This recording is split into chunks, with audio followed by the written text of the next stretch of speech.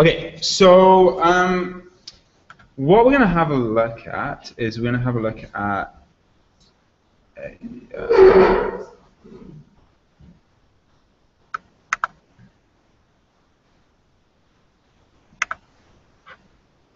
few different scripts.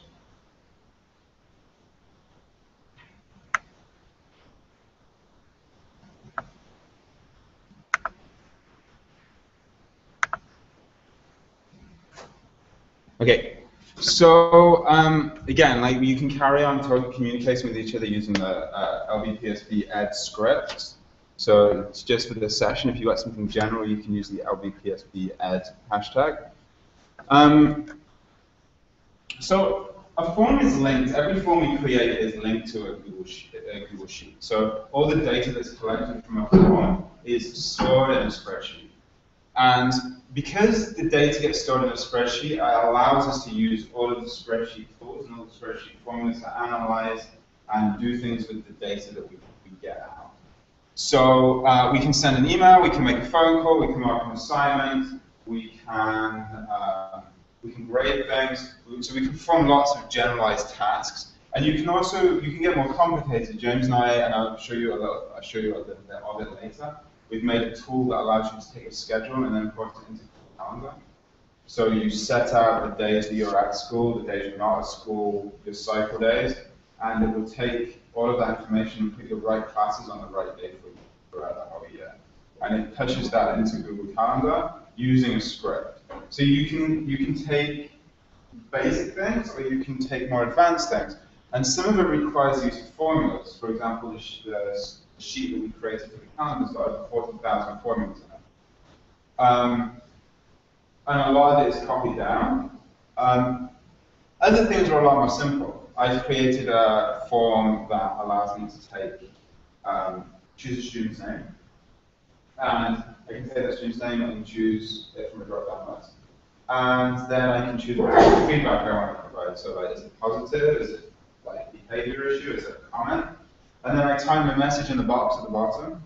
I click submit, and it sends an email to the parent. But at the same time, it's translating it from English into French and putting French translation into it. But so what do you build parents' emails? Right. So if I send an email out to a parent that's individual for that child, I work out Westwood Senior. So we've got a lot of French-speaking parents. Some of them don't speak English. So by having the message in both languages, it does open up that channel of communication. And you can translate into any language that Google Translate supports. So this should, if it works, this should link to the data that you just put in the form next door. So there's a few things we can do that don't even involve scripts. So all the data you entered into your form is now displayed in this sheet. And if I go to Tools and, if I go to Form and show summary of responses, it will take the data and it will produce graphs for us. So I haven't even used a script. This is just built in by default. And we can see that some people have used, one person's used Formule, one person's used Doctopus, 2 people have used Flubaroo, and 6 people are new to it. So you can use this with students. If you ask a multiple choice question, you can actually, before you even do anything else, you can immediately see what your distribution of answers was. So you can see what on this question, well, what was the common misconception. Whereas when you do it on paper, you have to sit there and you have to go through all the different responses, right? So you're looking at, well, what did this student get right? What did this student get wrong? And like you're trying to collate it on a piece of paper. With this, actually, there's no multiple choice.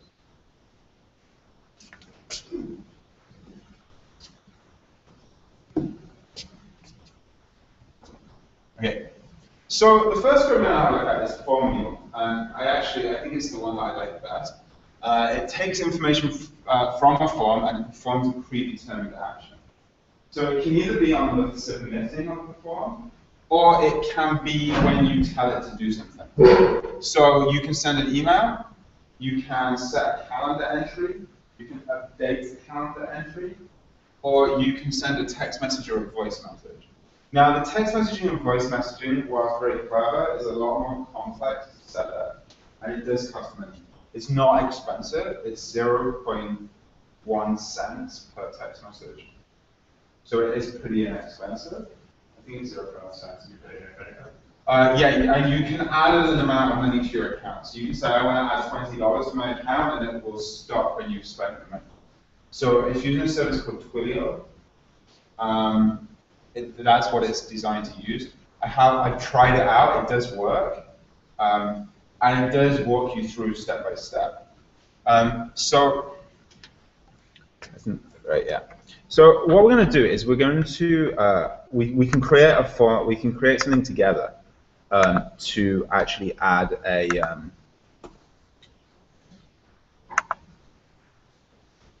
We can create a form and we can try this out. So what we're going to do is we're going to create a new sheet. So if you want to follow along with this and actually do it yourself, we're going to create a new sheet. It often helps to give your sheet a name. If you then go on and make your form and then come back, it tends to be a little bit glitchy, and sometimes it will tell you that you need to rename a new sheet, so you end up with 2 spreadsheets, and then you get a bit confused. So it's always a good idea to give this a name. So I'm just going to call this formula example. So I changed it by just clicking where it says untitled spreadsheet at the top here.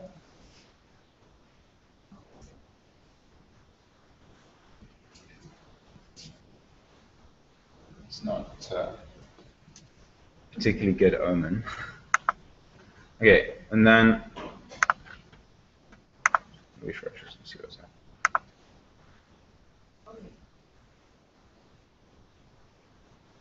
Right, okay. So you can see sometimes it just loses track of what's going on. So I'm going to click on Tools and create a form.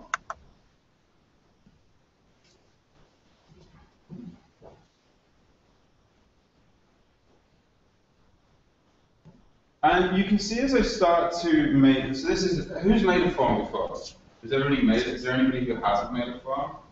Okay, so forms are pretty simple. It sounds a little bit scary, but it's not. We have some options at the top here. You can require that you have a Lessons Pearson login. If your students don't have Gettin accounts, if you don't have Google Apps for Education accounts, don't check that option, because they won't be able to fill it in. Okay? If you're not going to use this, you probably want your first question to be like, what is your name? Because you want to be able to identify who's responding to your form. So require the login. Yes. Okay. So if you click on require the login, it's going to show their username. So you can work out usually from that username who they are. Yeah, so you go to Tools and create a form. Yeah. You pick the default one? Yeah. Yeah. I can't move anything. So I want to change this from multiple choice, and I want to allow them to enter text, and I want to require that they fill in their name.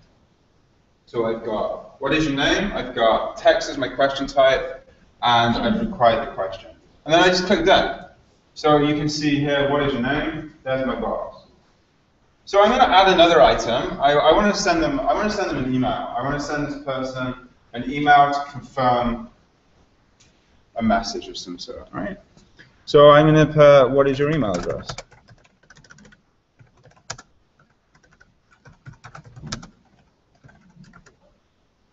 And one of the clever things that we can do in forms is we can validate what's being entered into our form. So if we click on data validation, and we click on the little box here, if you go down to text, we can actually choose that it's a valid email address. So sometimes they put certain things in the box, and this at least checks that it's in a format that's acceptable for an email address. So it should be something at something dot something. Like, it's not going to stop them from putting bob at bob.com, but at least it does make them enter something that's realistic and works. So again, we can require the question to be entered, and we just select that. So where have you got to? how do you get the email address? So you click on data validation. Okay. That's okay. And then you click the little box. And then you choose text from the drop-down box. And then you want to where it contains, you're going to choose email address. Yeah, because obviously we want to get that information from them. Okay, so now what we're going to do is we're going to add an item, and again, I'm going to request text from them, and I'm going to say, right, okay, I want a message. So, message. So you can see here that we could have actually had, what is your name could have been the student's name, right? Email address could be the parent's email address. And we can have the message that we want to send out, just make it required. If you want something that's bigger, you can choose paragraph text. It'll give you a bigger box. You can resize the box. So it's up to you which one you choose. And then we're just going to click that. So now I've got 3 questions. I've got what is your name, what is your email address, and then have a message. So I'm going to, at this point, I'm just going to view my form. So you just click on View Live Form. So in this view here, I just click on View Live Form here. And it takes me to this. So you can now see I've got what is your name, what is your email address, and it's asking me for a message. So in the first box, put in your name.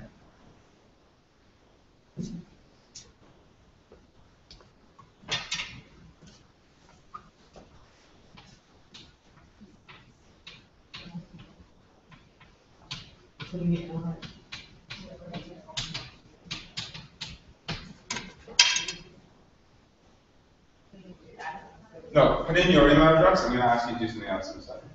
Okay, fill in the form, write a message in, and then what I'd like you to do is I'd like you to just go back to the spreadsheet. So you should have a spreadsheet open in a tab. You should have the form being created open in a tab, and you should have a live form open in a tab. So we can see we've got live form for the editing view and the actual spreadsheet itself. So we're going to go back to the spreadsheet. I'm going to enter my my name in here. So cross.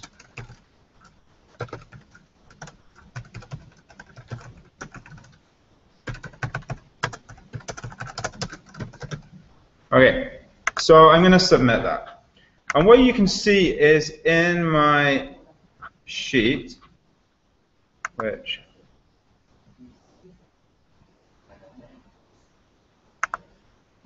okay, I don't know why that's not.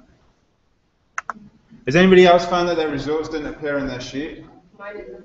Okay, if you go back to your form that you were editing, this view, if you click on view responses here, it will take you back to the response page. I don't know.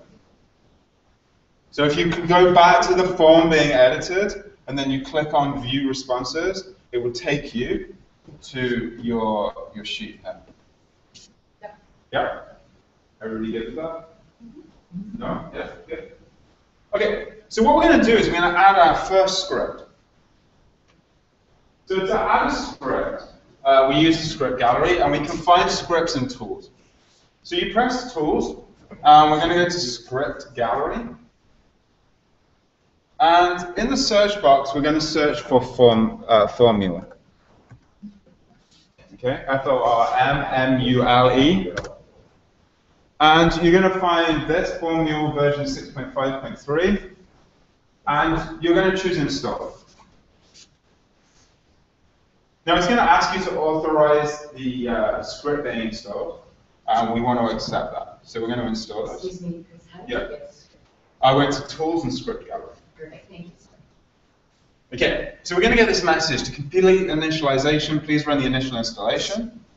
So now you can see I have a new menu option at the top of my sheet that's called Formula. I'll wait a minute for people to catch it. Is anybody having a problem? You're really expecting that one. Yeah. You good? Got your formula? Yeah, good. Yeah, everybody good? So now what we're going to do is we're going to click on formula, and we're going to choose choose run initial installation. That's fine? Okay. Yeah. So then what we want to do is we want to choose formula, run initial installation, and it's going to say running script, and now it's going to say we need some authorization to run, and every script you install is going to go through this process. You have to give it permission to run in your account. It's going to take some of your data, and the next step is going to tell us what data we're giving it access to. You give it okay for me. Yeah, so you don't have a choice. If you want to use it, you're going to have to say yes. It's pretty. So you might, if you want to read it, you can. Like, you don't have a choice. We're going to use it. We're going to have to accept. So you click accept, and then this is where there's a nice little sort of glitch that comes in. We have to do it again. So we run initial installation again, but this time we don't get prompted. So now we don't get prompted this time. So when we now click on formula for a third time, Got another pop-up. right? And then, what does it say? Hello there. Help us keep track. Oh, no. Oh, maybe this is how you use that. So just click save settings this time. Did we check any of those boxes now? No, it's fine. A lot of the scripts I'm going to show you are from a guy called Andrew Stillman. He works for a school board in New York. They have dozens of scripts, and they are all pretty incredible. Some of the things you can do with them are pretty amazing. So if you want to check them out, or there's actually a group on Google+, the Google Apps for Education Scripts community. And there's lots of people posting questions, so if you're stuck, or you're looking for a feature, or you're trying to find something to do, it's a good place to look for some help. And his name was? Andrew Stillman. Thank you. It's at the end of the presentation. Thank you. Yeah, so you have, it just says you have to accept it. Okay, so we're going to define our merge source settings. It all sounds very complicated, it's not. And all we're telling it is that where is it going to find the information that we want it to play with? Where is the information that we want to use? So in this case, our information is actually in our form responses. So you're going to need to choose form responses from the drop-down list. If you want to create something that's more complicated, so for example, you can take data, you can do something with it, and using a different script, you can push it back and actually append what you've got there, and it's getting a little bit complicated, you're probably going to want to give it a unique case number. If any of you have done databasing, it's the same as creating a unique ID for every entry. So it allows you to play a little bit more with your data and do some more complicated things. It doesn't matter at this point whether you do this, it will work without it. But if you want to try and do something a bit more complicated, then you're going to need to use that option. So we just click Save Settings, and Mule does its work. And what we can do now, when we go to Formula, you're going to see we have lots more options. And this is how a lot of these scripts work. We do our initial installation, we do our setup, and we get more and more and more options. And these are the things that Formula will do. It will set up a calendar merge, an email merge, an SMS and voice message merge, and it will allow us to perform a manual merge at the end once we've set everything up. So we're going to set up an email merge.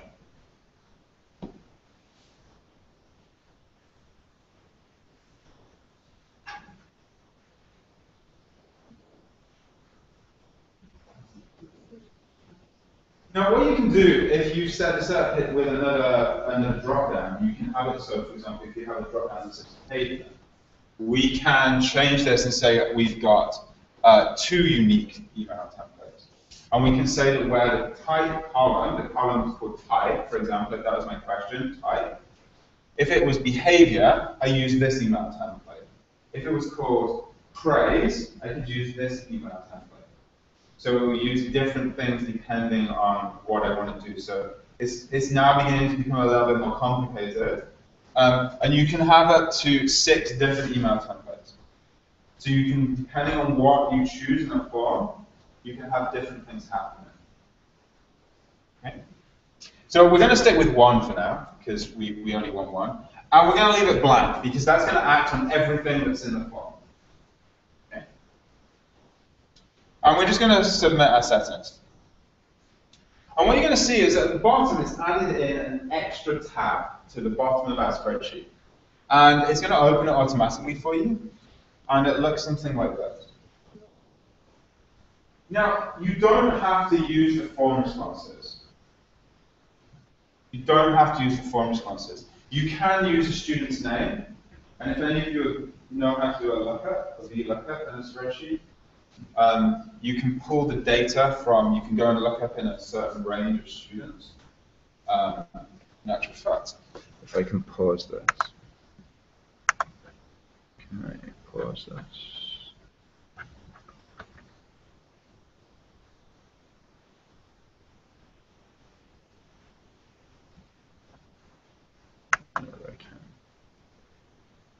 Okay, we're just going to look at me for a second.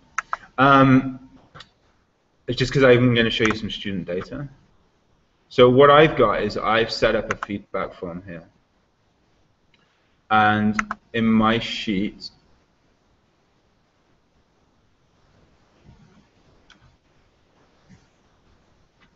that's not the right one.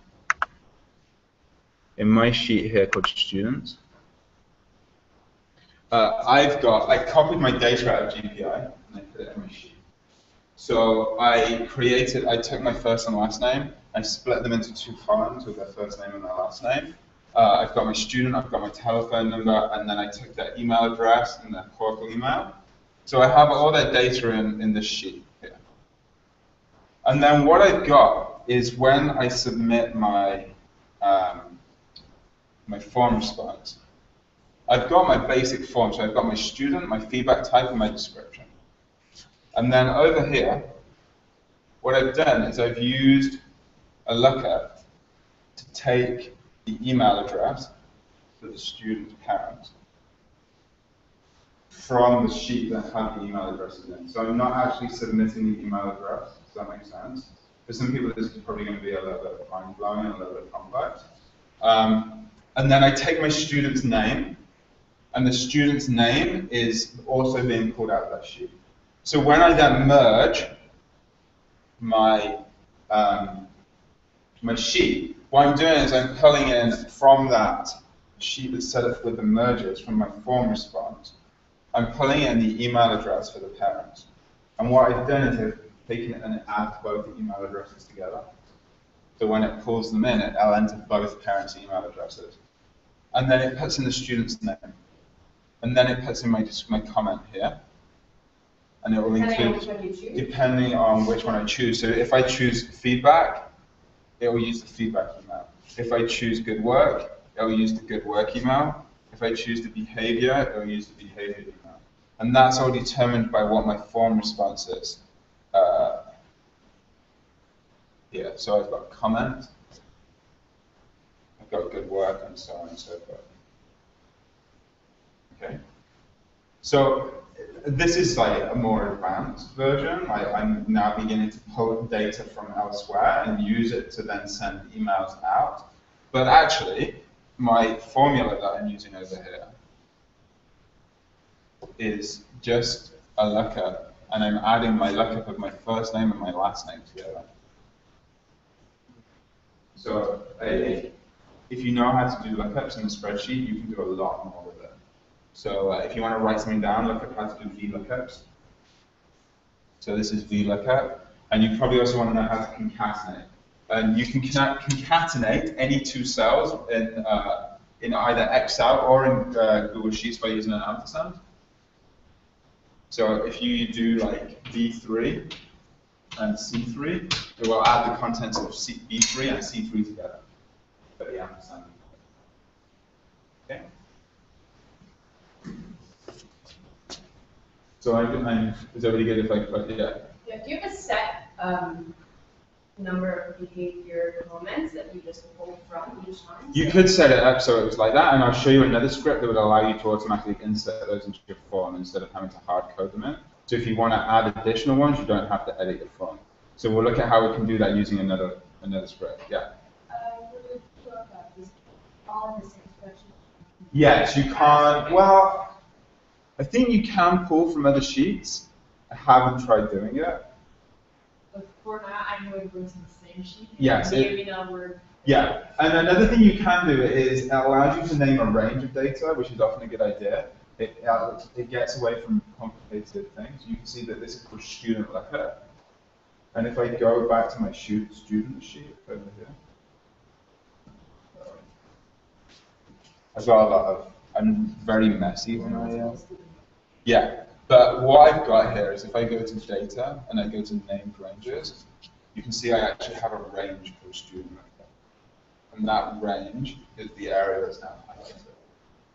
My only comment to you is if you use a VLOOKUP, and this is really important, it must be an alpha. So you have to put it first. You can put it all in, and then you can just use the sort tool to put it in alphabetical order. If it's not in alphabetical order, your lookup won't work. You'll find the first person with the letter of A, and it'll stop. You can't probe it in alphabetical order.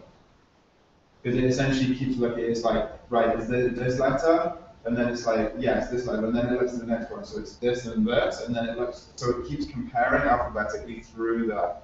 That's how it works. So if it's not in alphabetical or numerical order, it must be in numerical order as well.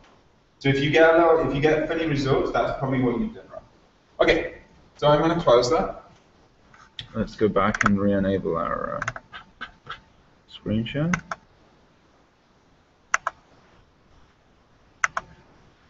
Okay, so we've now got our sheet and we've got this set up. So if you can change who the reply to is in your sheet, and the reply to can be anybody, automatically it's going to be you. The email is coming from you, from whatever email you have signed into your Google account. But if you sign into it with your personal Google account, then that's who it's going to come from. So the toolbox, what we're going to do is we're going to look down the bottom here. And it gives us some things to choose from. And the one we're going to want is what is your email address. Now, you can actually go down here, click in the cell, copy the information from there, come back up here, and in the toolbox, we can paste it in. It must be in that format. It must have the funny the round brackets, the curly brackets. It must have the $sign. It must have the speech marks. So sometimes it's just better to copy and paste it. Okay, so this, we're sending it to what is your email address. It sounds a bit strange. And we're going to write hello, and then we're going to use what is your name. So I'm going to copy what is your name.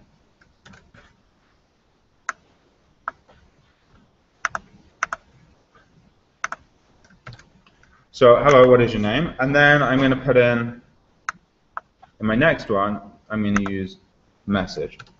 Oh, I didn't want to do that. In the body? Yeah, in the body. So what is your message? Now, you can use, it says here it's HTML friendly. You can use control and return to give you a new line. So you can actually format it, and you can include HTML tags.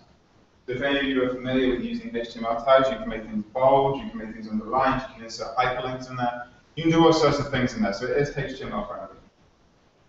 And then if we want to translate it, so as I was saying before, we can translate it into French. All we have to do is type FR in this box. If you're typing your email in French and you want to translate it into English, you can type EN. Okay. Is there a reason why my body area, the message is at the top while yours is at the bottom? So I think there's something for it. Oh, no, but when you move out that box, oh, it might be just the way it is. No, it's fine. It's because of what I did. Okay. I think actually if I go here and I change this to the top one. Okay. Okay, it just moved it. Okay, so we're pretty much done. We're set up. We're ready to send our message out. So what we're going to do is we're going to go to Formula. And we're going to preview and perform a manual merge.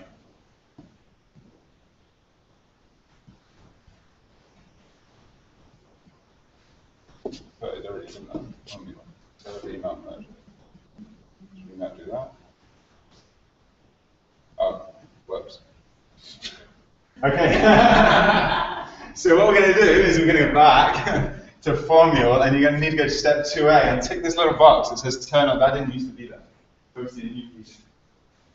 Turn on the email merge feature, and you're going to submit your settings. Okay. And now what we're going to do is we're going to go back to Formule and preview and perform the manual merge. And you're going to see what you're going to send out. So it's to me, from me, hello and my name. And then it's going to say, hello, my name is Chris. And then, bonjour, mon nom est Chris.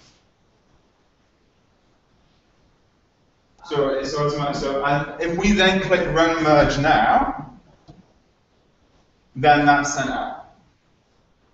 Okay? And if you check your email, you will have that email. Now what I want you to do is I want you to go back to here, to Formule. And I want you to go back to set up email merge. And I want you to tick the box here that says trigger this feature on form submit. Yep, set up email merge and trigger this feature on form submit. We're going to click on submit settings. And we're going to go back to our form that we have open.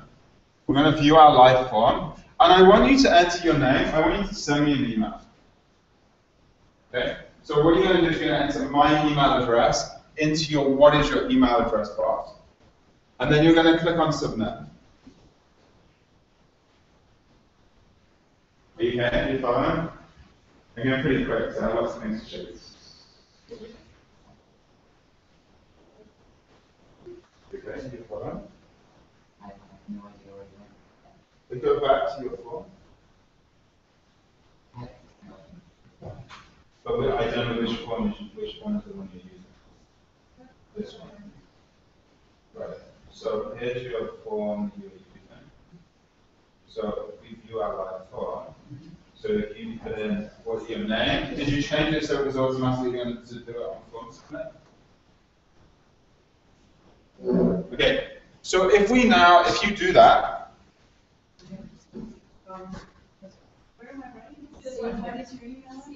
February 13th? Yeah, so in your email address, you're going to enter that. So, I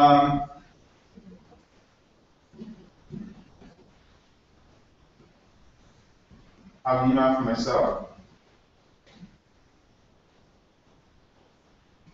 And what's going to happen is your email is going to get sent to me. So you're going to find your email. And submit. Yeah, so as soon as you click on submit, it's going to send it out. Which one? No, because you need to view the live form. But you're also using Internet Explorer. It doesn't fully support Internet Explorer. One of my. It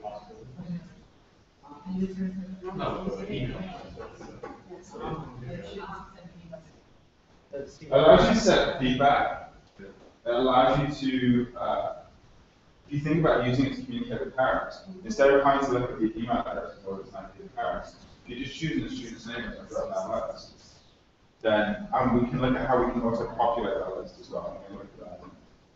So,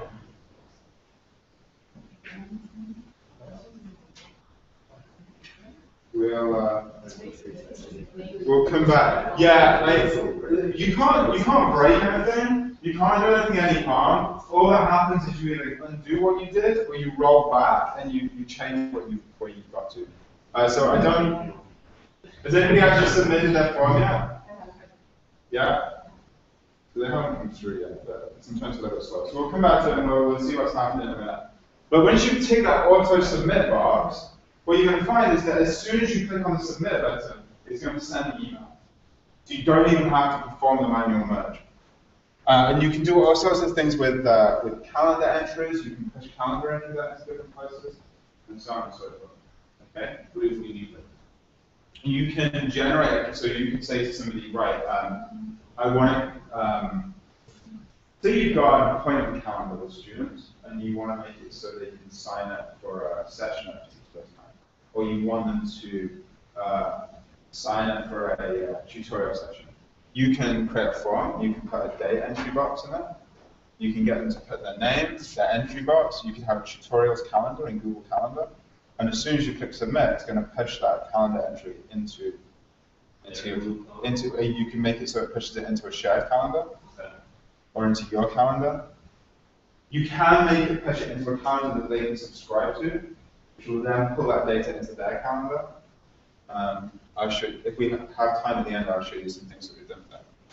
Okay, so that's Formule. The possibilities are endless. It's something that you need to go away and you need to play with to get the most out of it.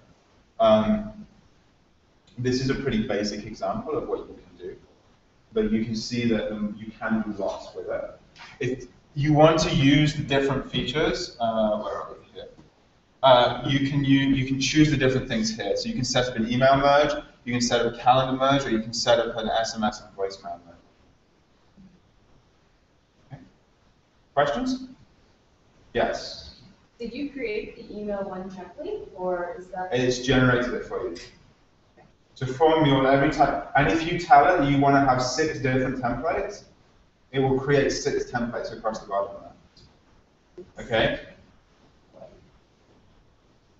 Okay, so we're going to have a look now at the second script, and somebody said, I don't know whether it was in here, whether somebody said they'd done it, it's Flubroo. I really like Flubroo because it really does automate those mundane tasks. And we can create a quiz, a multiple choice quiz. We can fill in the answers, we can mark it, and we can push the marks and the answers back out to the student. So what I'm going to do is I'm going to make the quiz. I'm going to show you a really simple quiz, and then I'm going to show you how it works. And then you can go away and you can play with it if you want. So using Flubroo, I simply create a form. And I give my form a name. I'm just going to choose the default thing here. So I'm going to put a trial quiz. Okay, I don't want them to be able to log in. That's fine. Okay, so I'm going to put here, what is your name? Or name. I'm going to make it so it's text. I'm going to fly through this because I'm going to do it. And then, okay, I'm going to add another item. I'm going to put email. I'm going to make it text, validated. Tick a little box, choose text, email address, required. And then what I'm going to do is I'm going to add a multiple choice question. Okay. Okay. So what is 2 plus 2? Okay. So I'm going to put option 1, 2. 3, 4, 5. Okay. Required. Done. So here's my first question. What is 2 plus 2? 2, 3, 4, 5, right? I'm going to add another question. So I'm going to add another item. I'm going to put what is the color of the sky? And I'm going to put blue,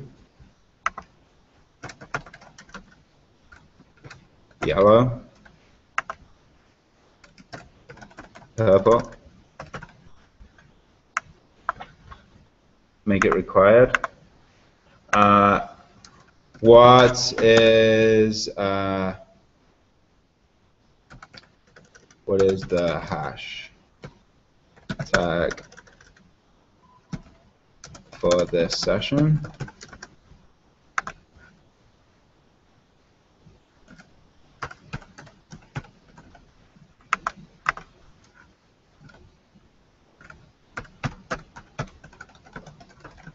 Okay, so, and I'm going to do required question, and I'm going to click on done.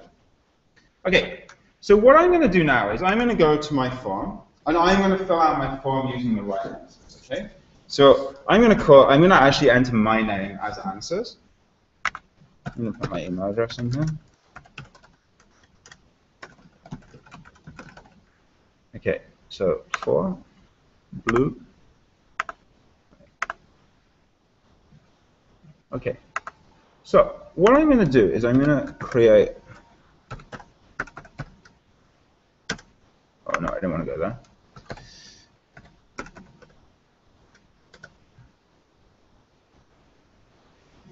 Okay, so we'll use this and shorten it. So if you go to this URL here, bit.ly/. Let's copy that. 1A, capital D. Oh no, that's not what. 1A, capital DEA, small k, c, it should take you to the form. Now, if you fill out the form for me, if you fill out the quiz, put in your name, put in your email address, and submit it.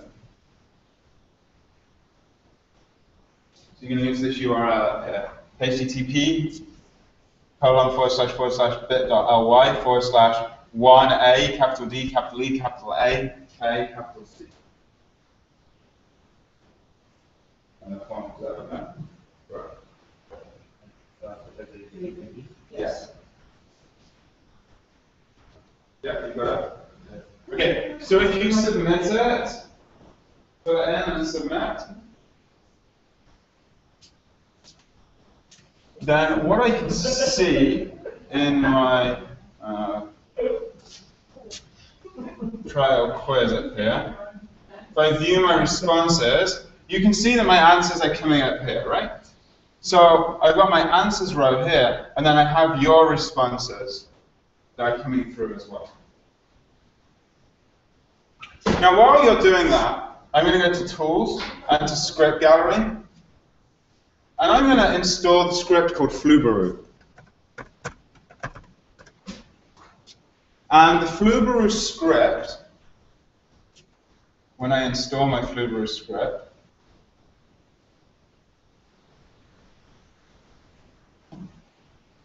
as I said, every time you install a script, you have to give it permission to access your account.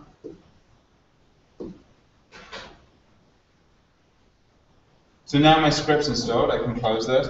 And when I now go to Flubaroo, when I go to grade assignment, I can give it some options. So I can say, right, okay, my grading option. So which one identifies my student? My name identifies my student, right? My email identifies my student. How many points do I want to give to each question? Now say I have something in my form like a picture that I don't want to grade. I can't grade a picture. You just choose skip grading. And you can give things different amounts of grades. You can do that for write out a sentence. Yeah, exactly. Now you could say write out a sentence. You could just skip that question out, and then you could go back. You could look at the results, and you could read their explanation of their reasoning to get to their final answer, for example. So I click on continue. It does some thinking, and then it says which submission do you want to use as the answer key. Now there's a reason that I called my first submission answers, so I can identify it from my list of results.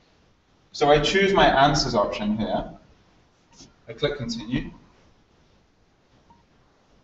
It's grading, and it's completed. Okay? So I can now view my grades. And what I can do is I can email my grades. I can email my grades, and my email address question was called email.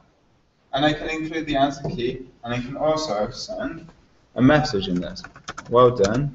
It looks like you got these right. Continue.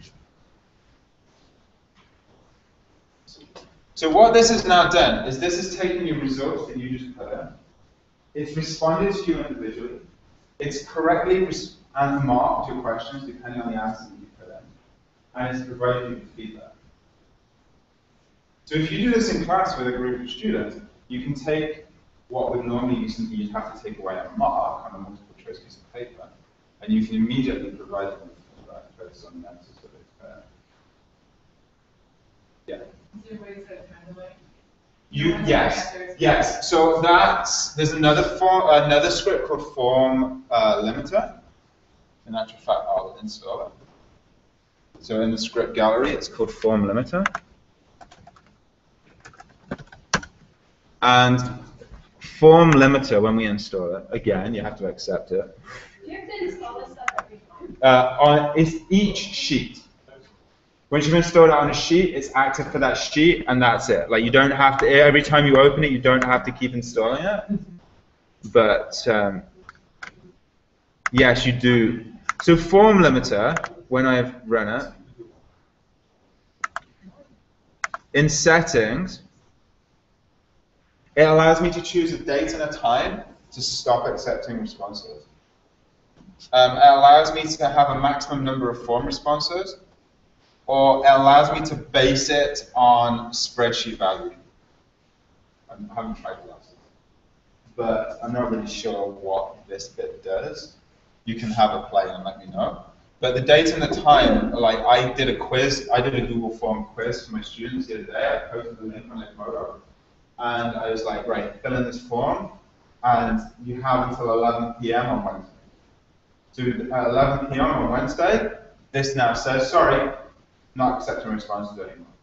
You can't fill this in. Yeah. Can you randomize the question for me?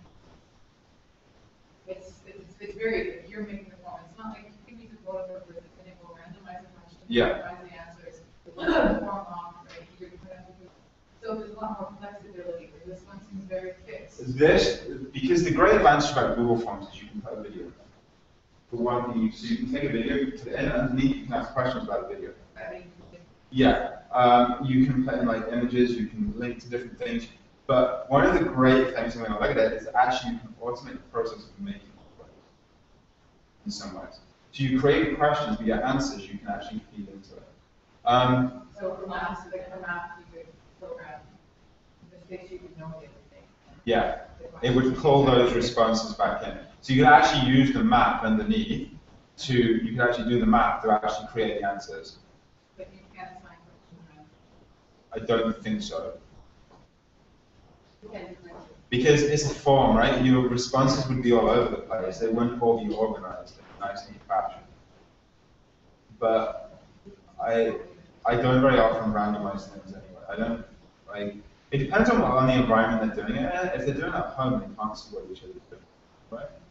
But they put it on Twitter and like a picture. Yeah, like question whatever, the answer is this.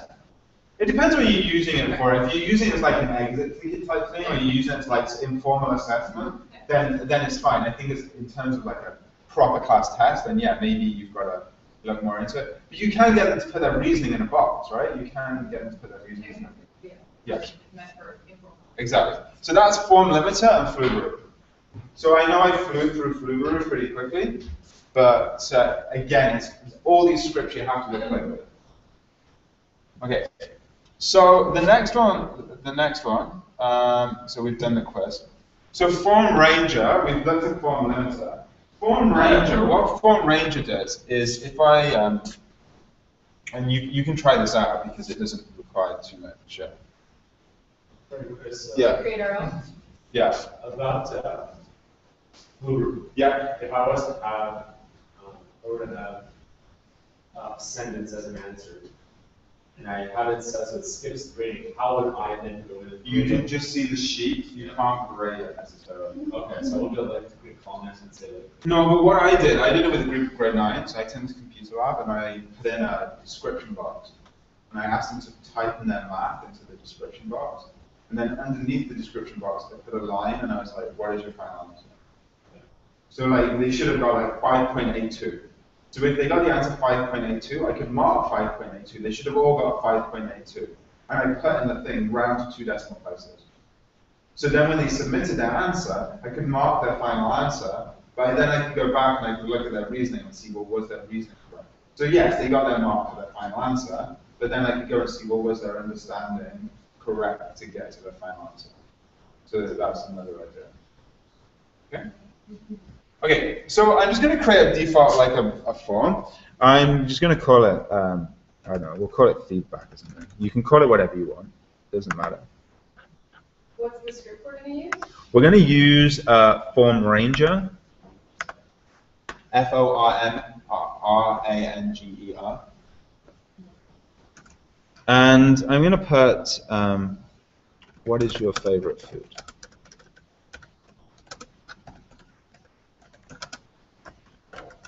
It doesn't like my British spelling. Okay. So I only need to add one question for this. I'm just going to show you a very quick demonstration of what it does. Now, what I want to do is, I don't want to do any more of this. I'm not going to add any options, because I'm going to automatically populate my options from my spreadsheet. So if you think about that student feedback form that I showed you, I was actually taking my students' names and I was pushing that into the form. I hadn't typed in all 70 whatever students that I teach. I was taking the student names from my spreadsheet and automatically populating the information in my form from my spreadsheet. So what I'm going to do is I'm going to view my responses. And in my sheet, I'm going to add a new tab at the bottom. I'm going to add a new sheet. And I'm going to call it form data. It doesn't matter what you call it. And I'm going to put food types. And then I'm going to put, I don't know, curry, poutine, I don't know, fish and chips, pizza, okay, and so on. Now, what I can do is I can now install, we're using my script gallery, I can install Form Ranger.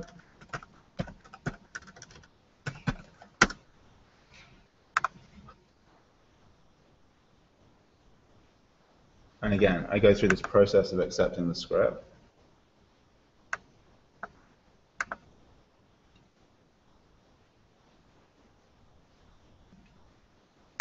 It installs it, and now I have to run my initial configuration. And what I do is I say, right, I want to assign my form items to my columns. So what is my favorite food is a multiple choice question. It knows that I have created a question in my form called, what is your favorite food? And that question was multiple choice. So I want to populate the options for this column from this sheet called form data and from the column called food types. So each individual question, you're going to want to have a column across the top. Okay? And I click on Save Settings. So what happens now is I've lost track of what one is what. I think we need all of this. Right, what have we got? No, not that. Not that. Is it this one here? Here we go. Right, and you can see that my options that I put in my spreadsheet now appear here. Now what you can do is, if you're feeling clever, is you can take the results from one sheet. You can use a script called Sheet Spider, which takes information from one sheet and pushes it out to another. You can automatically populate a range in a column with new data, and then you can push that information back out into a new form without actually doing anything. So you can take responses and provide them as options in a drop-down menu or as multiple choice options without actually doing anything. So form range is one of the cool ones. So you can create, like, as you were saying, you can take your math, you can do the actual formula, and then you can provide them with the options based on the value in the cell.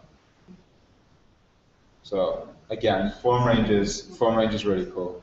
And again, you can use form limiter to limit the number of responses that you're getting. There are a few other little options that you can do with it. You can embed your form in a web page. You can send the form to people. You can actually set triggers for the form to refresh. So you don't have to go in and actually update the form. So you can say that on every form submit, it's going to update. So you could get people to choose an option from the form itself, and it will automatically update your form every time it's submitted with the new option. You can do all sorts of little bits and pieces with it. The possibilities, again, are endless. But that's how I got my student names into my form that I was picking from to communicate with the parents. So I pulled the information out of the sheet. I was using Form Ranger to push it into the sheet. And then I was using Form Mule to then send the email out. So you can use numerous scripts to work together to achieve different results. Yeah? Can you go back to the Form Ranger part where we put in the... Yeah, so where we assign, Yeah, where we assign form items. Don't want that, right. Assign the form items. Yeah. And then what you do is you say that, what did you choose for your question? That's right, no problem. And then you choose, populate your options from your column. Yeah. You say which sheet it's in, and then which column you want it to come from. Yeah? Is there any other questions? No? Okay, so there's a couple of, there's Sheet Spider, and Sheet Spider splits data based on a value, and it'll push that data out into multiple different spreadsheets. So say you have answers coming in from a form, you're getting multiple entries about a single student. It'll create, you can make it so it takes a student name and creates a sheet for each student's name, and then takes that information and then it starts to add that information into that sheet based on that student's name. Yeah. So that would make us one sheet with all your information on student A that's a main. Yes. Sheet that's failing, and Yes. have all your information on why it's failing. Yes. And you can make it so you can have passing students, failing students. So you could do it by pass or fail. So you could do different things. Sheet Spider is pretty advanced. It takes a lot. You're going to find the first time you run it, you're going to get stuff all over. Sheet Spider? Yeah, the script is pretty advanced. You're going to get stuff all over the place. It's probably not going to work. If you try and do it with dates, they must be in an American format. They must be in an American format. It has to have a timestamp if you want to do some stuff. It's very, very picky, but the things you can do with it are pretty amazing. Formfolio is something that I discovered very recently, and that allows you to provide a form, and it creates a form, and that form has got a box in it. And you can type or paste a link to a Google Drive document into that box, and when you click submit, it automatically copies that document out of that person's Google Drive and puts it into yours. So it essentially allows students to submit anything that's stored in Google Drive to your Google Drive, and it puts it into a folder automatically. And you can also make it name it depending on who's submitting. But how would that be able to just share it with the document? Because it creates a copy. Once that copy's been created, it can't be edited by that person. So they can't go back and. Right. So if you want to submit work, you've got a deadline, and then you don't want to check it for a few days, you're essentially cutting it off of that deadline, right? And again, you can use something like form limiter to stop accepting responses at that time for that thing, or you can tag it with a different. You can have it so you can like have categories and different pieces of information assigned to it. There are some others. This form rat, which will take data from one sheet and it'll push it back into another sheet. It's like the opposite of Sheet Spider. It'll take it and push it back into the original sheet. You can do all sorts of things. There's a few places that you can find help and support.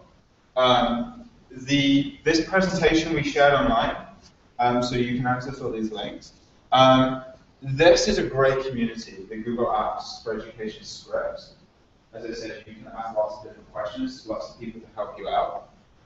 New Vision's Cloud Lab is Andrew Stillman's group of people. They literally have dozens of scripts linked to here. Oh, sorry. They're all going to be on Twitter. If you follow the hashtag, if you search for the hashtag on Twitter, they'll all be there. You don't need to have Twitter. You can just search on Twitter for the hashtag. Okay. So you can see the New Visions. There's dozens here. Like there's stuff we haven't even talked about. Right? So there's loads of scripts, and this is just one place to find some scripts.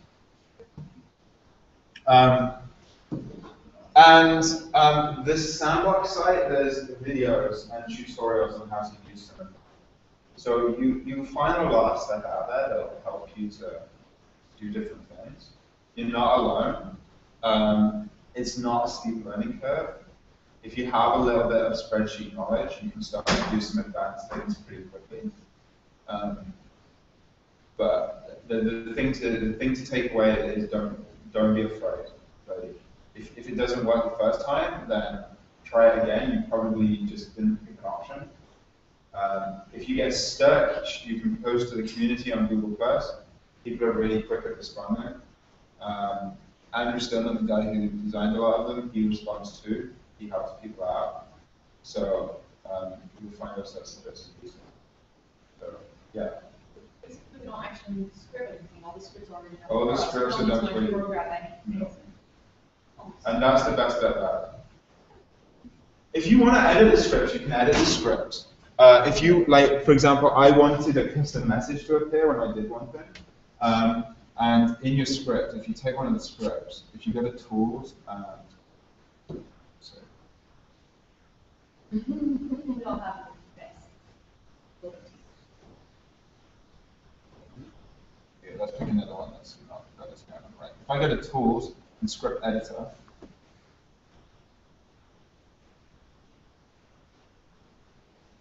you can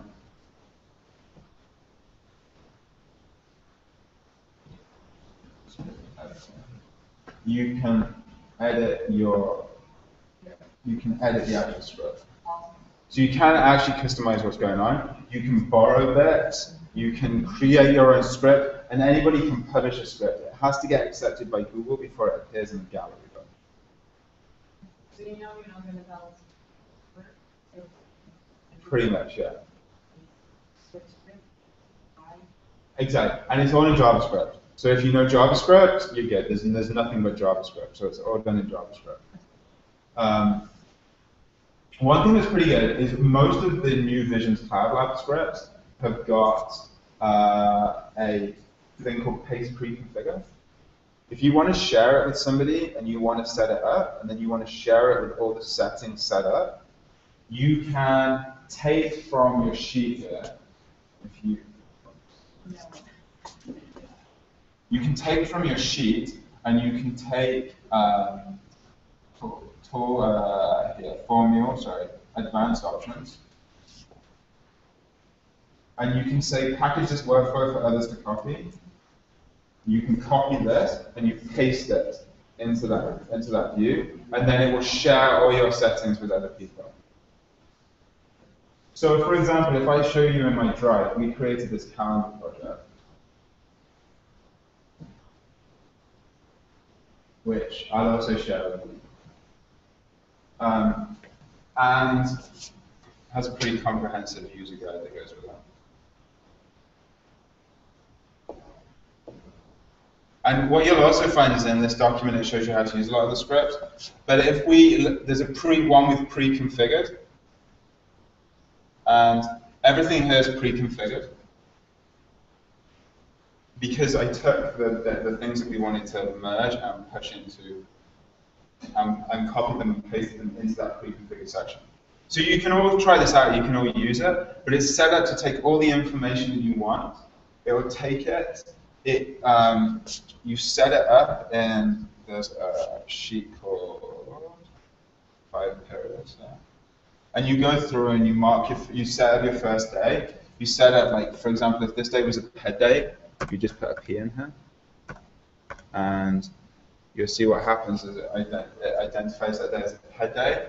But what it'll do is when we come down to the next day,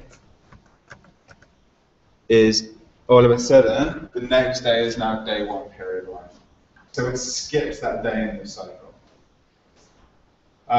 And then what you can do, once you're done, is you simply go to Sheet Spider, and you run the initial configuration, and you can use Formula and run the initial configuration, and it will push out all of your settings, and it will populate the calendar for you with all the settings predetermined and predefined. Yeah. Do you actually need to? Oh no, it's in the other sheet that you were showing. Yeah, so in here, because of the way this works, you have to go through and all your ped days and all your holidays, you need to mark them in. And then a holiday user H identifies it as a holiday. Google, I mean, you will set up like all the different things. Right, but what this will do is it will pull in, every time it's a day 1, period 1, it will pull in the class for that. So in your description, it will tell you in your calendar what class you have that day at that time. But they're not recurring events, so if you need to delete one, you just delete one event. You don't affect all your recurring events. Okay? So that's pretty much the end of the session. If you've got any questions or any whatever, then you can stay behind and I'll answer anything. Yeah. The template that you used for that calendar formula, is that available? Yeah, there's you have to copy everything, but I'll push out I'll tweet out the link to the thing, to the file. I'll make sure that you have a copy of that along the presentation. Yeah. The absences as well, there, the soft book, that's a good one. The one that he had the student one? You mean where I got feedback and whatever? Yeah, I can take the student data out of that, sure. And because you have to copy and paste your student data, and that's the only bit that you've got it. Yeah. But again, like, the other great thing is it's really easy to share. You just put sharing settings on it, you send somebody a link, and tell them to make a copy. As soon as they make a copy, they've got a copy of it, they can start to use it. If you've got your data, the only thing to remember is if you're sharing something and you have your data in it, they can see it. So you have to be careful about what you're sharing. So I actually need to go back and delete these things out of this sheet, because this was the master that I just edited.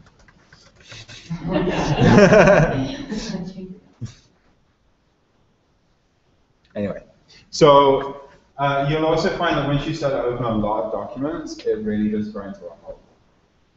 So try and be good with, like, obviously I can go through lots of things very quickly, but try and be good with your workflow, because otherwise it will do things like this. Yeah. It also doesn't like the fact that I've used over 40,000 formulas, so yeah, but I'll delete another 3 and then it will come up with the same message again. So.